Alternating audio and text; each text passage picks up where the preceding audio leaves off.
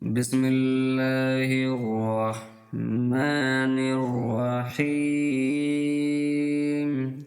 فانطلقا حتى إذا ركبا في السفينة خرقها قال أخرقتها لتغرق أهلها لقد جئت شيئا إمرا. قال ألم أقل إنك لن تستطيع معي صبرا.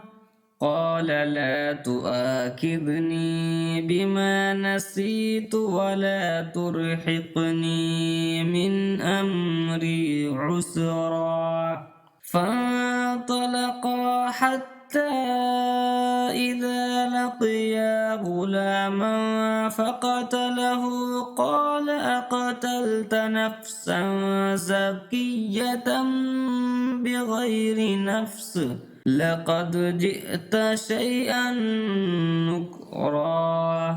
قال ألم أقل إنك لن تستطيع معي صبرا. قال إن سألتك عن شيء بعدها فلا تصاحبني قد بلغت من لدني عذرا. فانطلقا حتى إذا أتيا أهل قرية استطعما أهلها فأبوا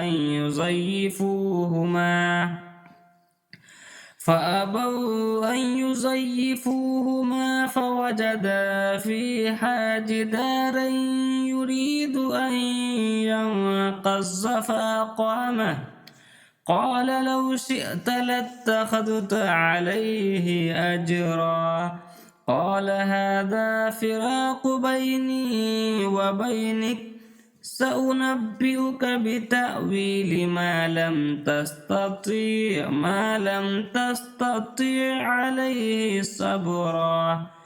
أما السفينة فكانت لمساكين يعملون في البحر فأردت أن أعيبها وكان وراءهم ملك يأخذ كل سفينة غصبا. وأما الغلام فكان أبواه مؤمنين فخشينا أن يرهقهما طغيانا وكفرا. فأردنا أن يبدلهما ربهما خيرا منه زكاة وأقرب رحما.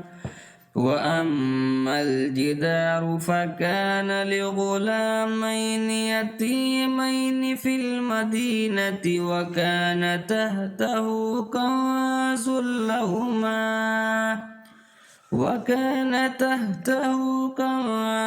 لهما وكان أبوهما صالحا. فأراد ربك أن يبلغا أشدهما